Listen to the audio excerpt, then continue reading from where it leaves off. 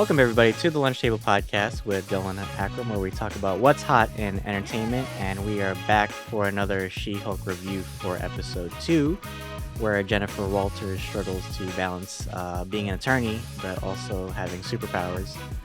So we saw some returning characters from the MCU, a lot of great moments. But without further ado, Akram, let's discuss episode 2. What are your thoughts?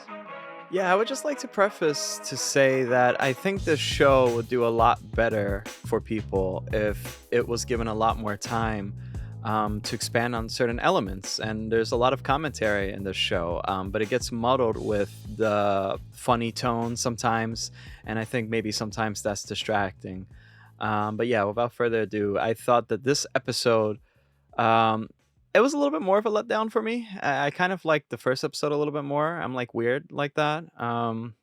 Yeah, I don't know. It was a little bit too silly, I think, for me. I think it was kind of hard for me to like connect with the tone. What did you think about it? There's a large, I would say, negative opinion about the show going around, and I have to disagree. I know we were talking earlier. I think there was like a preconceived kind of like review for this show, and I think, like you said, like we have to give this show room to breathe before we uh really dive into it and have such a very stark opinion of it. But for the most part, I think it's a show where it's like it doesn't take itself too seriously. Um, but there are times where I wish it did, kind of like, I don't know. It feels like it's trying to be like this funny sitcom, but then there's like moments where it talks about feminine issues, and it's kind of hard to balance that a bit. Um, the second episode I actually thought was actually stronger than the first one. I actually thought it connected more to the MCU, which is funny because they talk so much about like Steve Rogers and Tony Stark in the last one, but I felt like this one actually like felt like it was actually like more into the universe of Marvel. I still think the CGI is kind of weird with She-Hulk. Like like, I don't know, it's weird like when I watch her like transform, cuz like her hair is like really curly like Yeah, naturally, and then when she like transforms, like it's like very straight, so it's it's, I don't know, stupid. it's weird. Yeah. Like at least with like Hulk, like they kind of matched it to Mark Ruffalo's kinda like, his structure, so it doesn't feel, like, too off, but I don't know, the CGI could have been better. Um, but overall, I think it's, interesting, like, you know, she has, like, very real problems.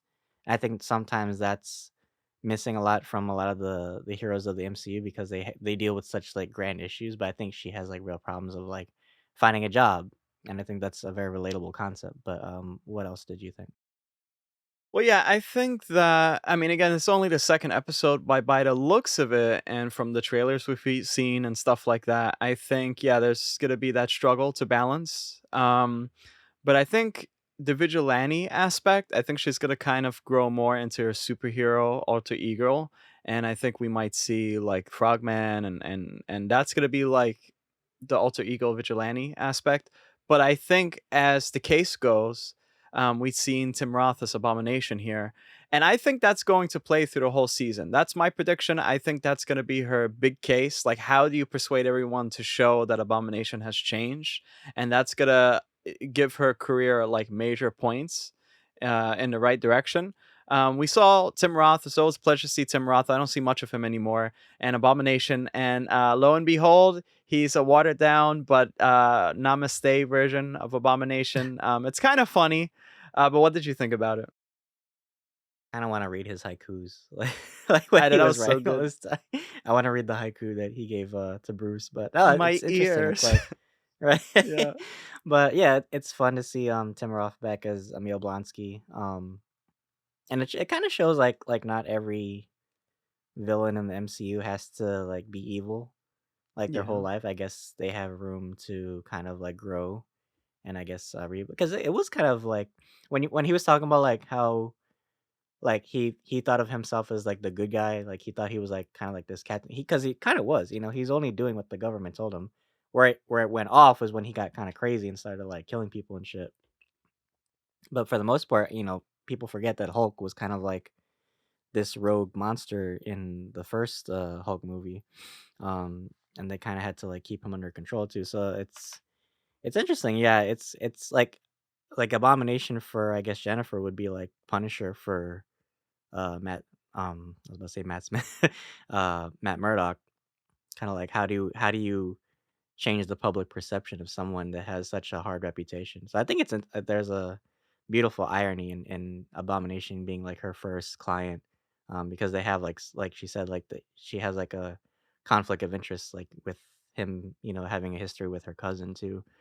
But I wanna know what your thoughts were like, because I thought this was, like, very interesting in my opinion, like, so that episode starts with, like, her basically, like, she's in this limelight of, like, people are seeing her as, cause kinda like they only see her as, like the Hulk, basically, like, this kinda, like, freak of nature, and, like, they don't see her as anything else, even though she has, like, a degree in education, and, she's struggling with, like, trying to find, like, work because she got laid off from her job because they don't wanna be seen with her, because of this case, so I thought it was interesting. She gets hired by this kind of, like, law firm agency, and they hire her because obviously because, she's She-Hulk.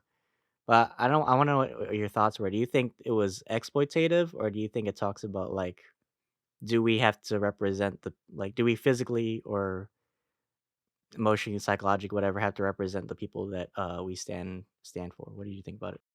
Yeah, so if you were to take it as just for what it like face value, like maybe you could see it as the head wanted to get Jennifer Walters in the firm just because she's the cousin of Bruce, and perhaps it's like a great coincidence that Abomination also wanted like to kind of close or tie some loose ends and kind of do right by people and have her represent him, like what better way? So like by face value, but it also speaks it gives commentary on what a lot of women face with. So I don't know, because here's the thing. Other law firms, they were denying her, and because they didn't want the attention of She-Hulk. But this law firm, I guess, kind of liked who she was. I don't know if it was like on purpose to bring something for the public to see this. I don't think so. Like that's the thing. It's like they're trying to make commentary on something. And some things are a little confusing because this law firm, what's the intention of just like, oh, we just want a Hulk here, so like what, for to attract people? But they're like a special type of law firm to represent superheroes, so like it kind of makes sense. She's a lawyer, she's a superhero, it just so happens, so like we want her. When they told her like stay big, is that a good thing? I mean, in my eye, I kind of think when he said that, like I know that he kinda said it, like, kind of like because people want to see that, but at the same time too, it's like, be who you actually are, maybe? Like, we could kinda tell from the Easter eggs in the first episode, she had a lot of, like, memorabilia of strong women and stuff like that, and maybe she was being Mhm. overshadowed by a lot of men. So perhaps this is actually a good thing. Maybe that guy was, like, doing her a favor, "Yeah, Mhm. you're attracting a lot of people," because maybe it's like a spotlight, you know? I Yeah, don't it's know if I it's a really answered weird your question. I was on a tangent. no, but it's a weird balance of being performative, but also being, like, honest with yourself. That's why I asked this question, because like, I kept thinking of, like, I guess with there's, like, for an example, I guess you could say, like lawyers who defend immigrants. Mhm. Like, would you have a lawyer that's white, or would you have a lawyer that's of, like, a Latin background, I guess? It's kind of like an interesting play on that. It's like, is it more genuine to have someone that represents you be from your culture, or is it almost kind of like, I don't know, misleading in a way? Oh, well, Just you can like see it that way, yeah. yeah, it's like a deeper question that I thought about That's in good, this yeah. episode. Yeah, yeah.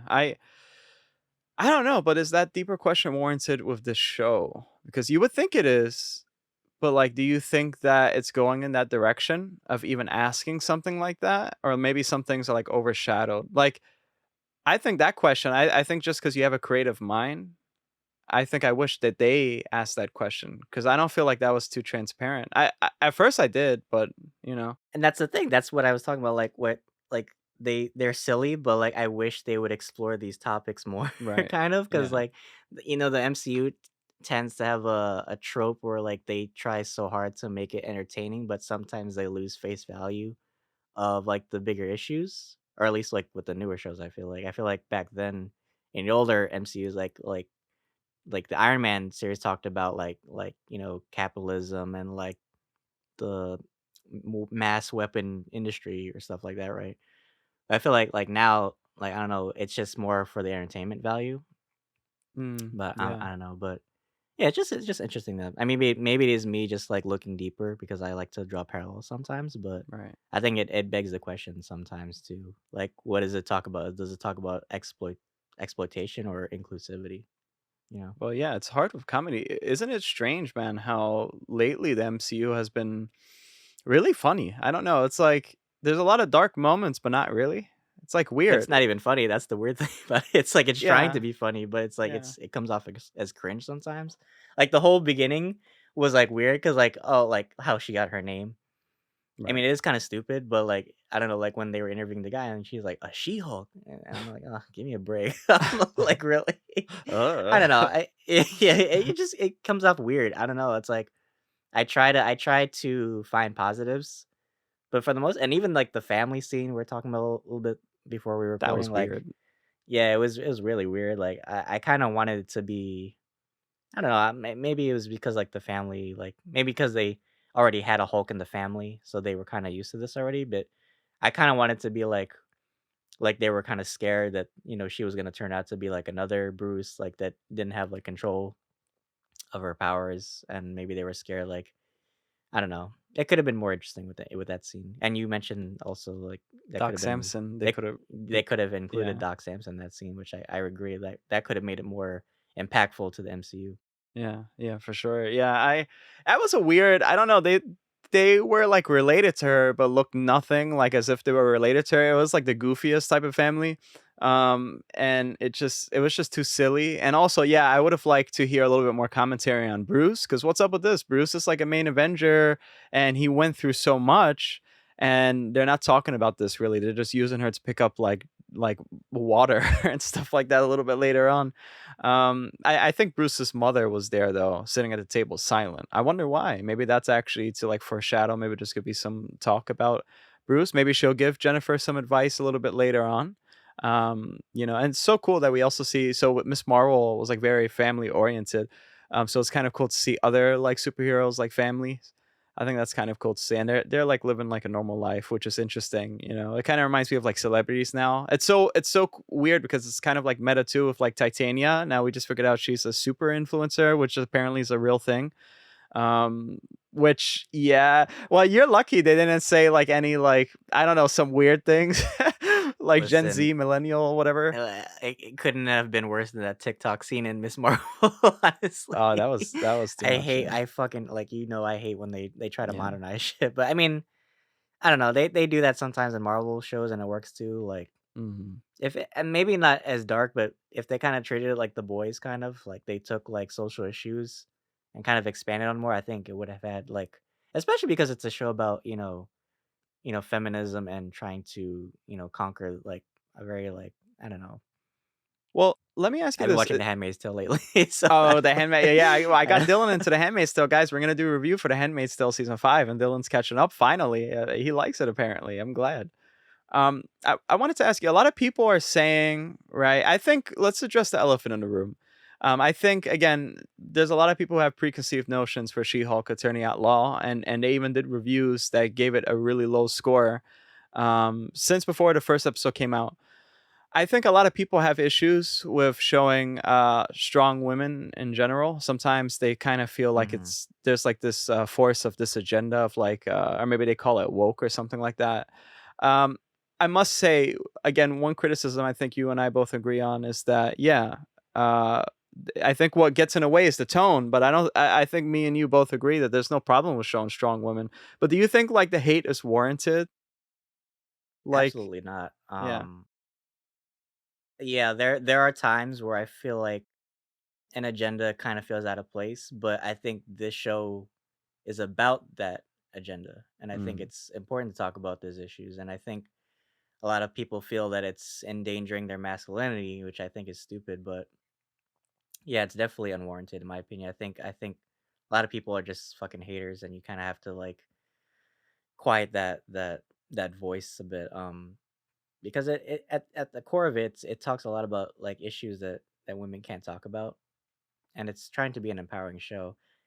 It does it in a weird way, I will admit. Like it could be better, but for the most part, I think her character is like it's an interesting take on a character. Like we don't see many like strong like normal female like uh superheroes, I guess you could say. Like cuz when you think of like the female like what is a strong female protagonist in the MCU, right? Like it's either like a super spy or like somebody like Captain Marvel that has like these weird powers, but you never think of like just like an attorney, right? Just like a normal citizen, right? Trying to make an impact.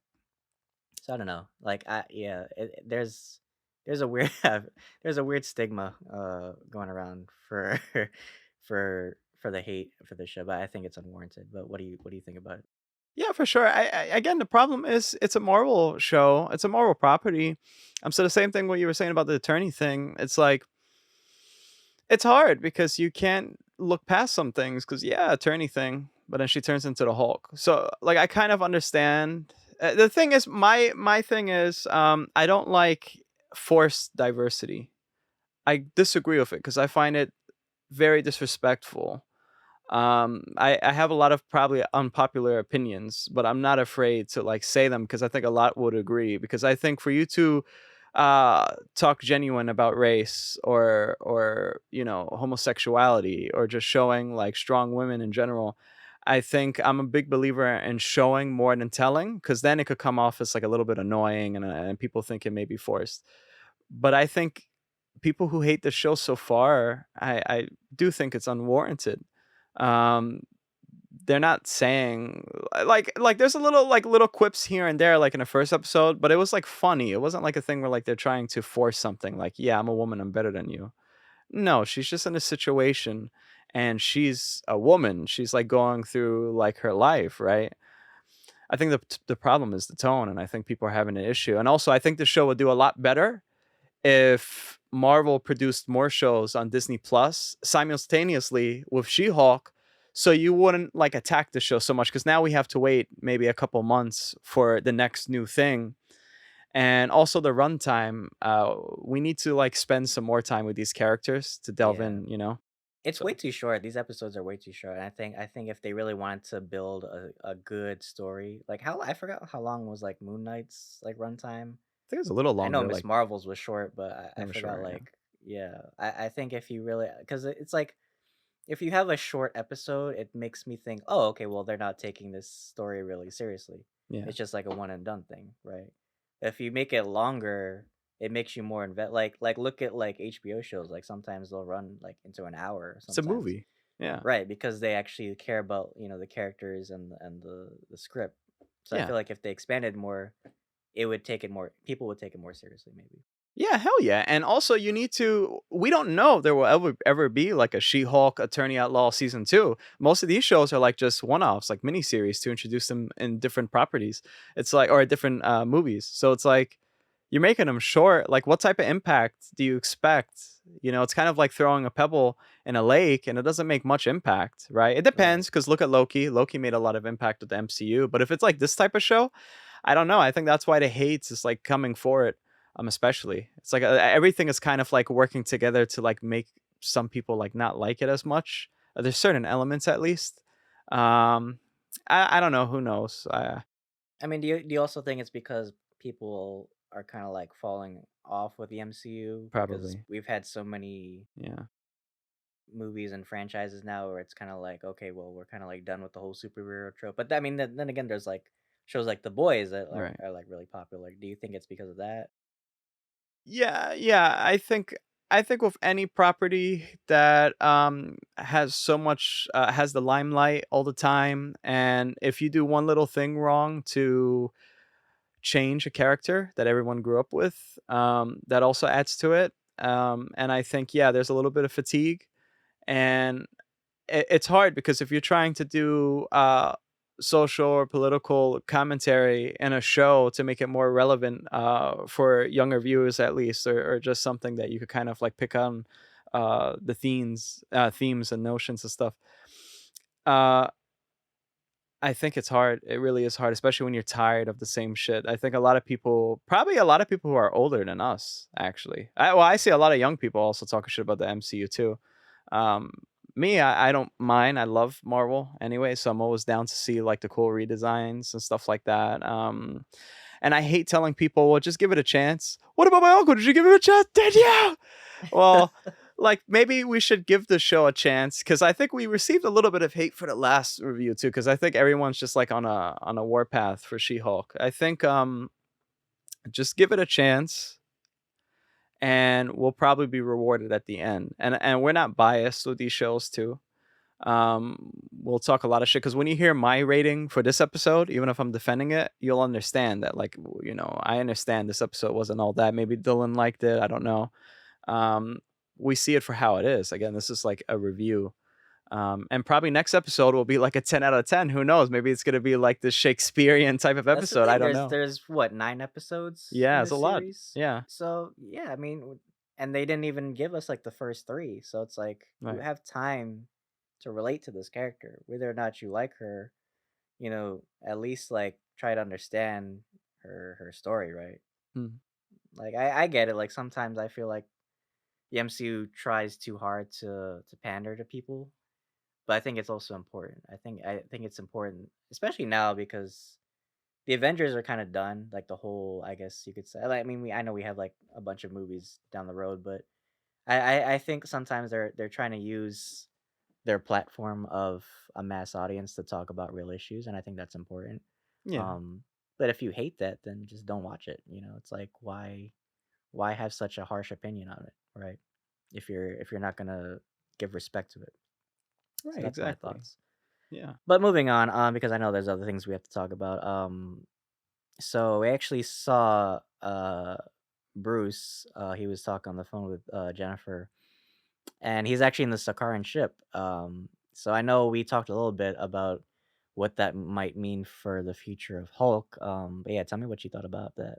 Yeah, I think he's seeing his son. That's what I think. I think he has a son in Sakaar, and I think he's going to see Scar, and I think that's going to lead to his own movie. And we still have D23 guys. We're going to do a reaction, so they'll probably announce World War Hulk or something like that. But yeah, what do you think? Yeah, I think it could definitely lead to like a Planet Hulk kind of thing.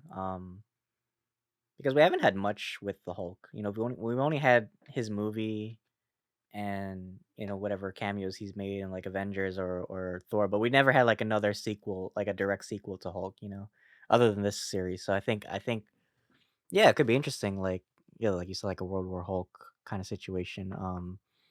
Maybe he reverts back to his old. Maybe he finds like a struggle where like he's trying to balance the Bruce in him with the Hulk alter ego too.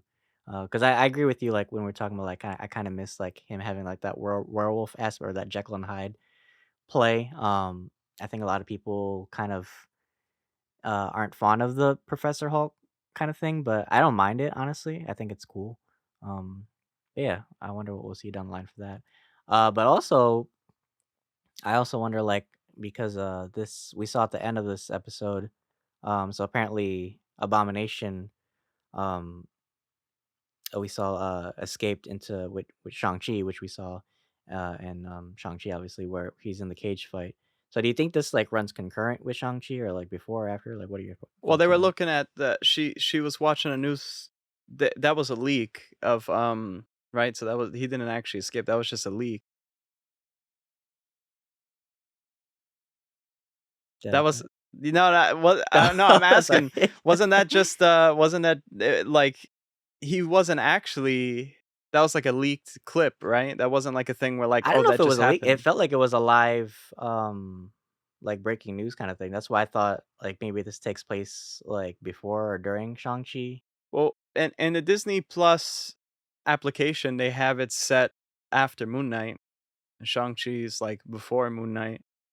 So how I took it because they have the chronological order list there. So how I took it was like I trust them if they put it, it's on Disney Plus. But then at the same time, I think the director talked a little bit about this taking place after She-Hulk, And then I heard a lot of commentary saying that, like, she's a little bit, like, on and off. That's why her phone, when she was looking at Cap's ass, the wallpaper on her phone, it didn't actually have the date. But the news articles talked about the Eternals a little bit. It talked about there was different articles there. So how I perceived it, and you could correct this in the comments. How I perceived it was somehow it just got into the internet. Like, oh, this is a leak clip. Because there was so much that happened Maybe. after Shang-Chi too. That That just felt showed. like I don't know, that would feel like a breaking news moment for me. Or maybe it is a leak clip, but then it's still instantaneous too. Well, it's a And also midnight club because though. It's a weird right. club that nobody, exclusive. Yeah, but also I'm still thinking like at the end of Shang-Chi when we saw Bruce as like a human and he's still in like Hulk form and he broke his device also. That's what makes me think it takes place before. Well, the end credit, he had the device, right? And in the beginning of She-Hulk, he had the device, and then it broke, and he became Smart Hulk. So to me, that seems more like it took place after Shang-Chi. I guess that makes sense. You know? Um but overall, those are just our thoughts on it. How would you rate this episode? And what do you expect to see for the next episode? Yeah, I would give it a good 7 out of 10 this time around. I would give it like a good 7 out of 10. And I think we're gonna get more into the like. I think it's gonna get more action from here on out. I think we might see like Frogman and stuff like that. Maybe the Wrecking Crew. I don't know. What do you think? And what would you rate it? Overall, it wasn't bad. I still like this more than the first episode. I think it talked more about like different issues and it connected more with the MCU. So I'm gonna give this an 8 out of 10. But I definitely think this show has more room to grow. But yeah, we still have 7 episodes left, so like we said, time will tell. Yeah. Um, yeah, I'm wondering like where does so I guess next episode maybe we'll see Wong because maybe that'll explain like how like why why he even like why did he like suddenly like go up to Bomb and he's like yeah man I'm in this fight I got a team going you wanna like I don't know maybe Wong is like the new Phil Coulson or something I don't know but we'll probably see him next episode and then of course we still have Daredevil waiting in the shadows for future episodes. I can't wait to see like how he's gonna get involved too. I was just Yeah. thinking like wouldn't it be crazy like if like because I know she got hired by this law firm, but like what if like Jerry Hogarth like hired her for some reason and that's how she got involved with like the because she has experience with like superhumans, you know. Right. So I think that'd be cool. Like that's why I wish they'd find more ways to like incorporate the Defenders into the MCU. But yeah, those are my overall opinions. But yeah, take us away. Akram. Yeah, guys. Yeah, this is a pretty lengthy video compared to the other one. I mean, we had a lot of thoughts, we had a lot of commentary on certain things that are very, I guess, everyone could debate over. But yeah, if you made it to the end, we greatly appreciate you. Please like and subscribe. That greatly helps out the channel. We really need that to expand our channel, right? To grow. So again, we always thank you so much if you do, and we love you. If you guys are new to the channel, check out our episode 1 review of She-Hulk Returning at Law. We just reviewed Miss Marvel, all episodes. We had a lot of thoughts about that. That was really fun to do. We also did Moon Knight. If you're still new to this channel, we do Disney Plus shows. We do any show really. Any show that we love. We have a lot of content coming out for September. I cannot wait. We have a lot of reactions. We have a lot of show reviews. We have a lot of movie reviews coming out as well. It's really exciting. So Dylan, please take us away.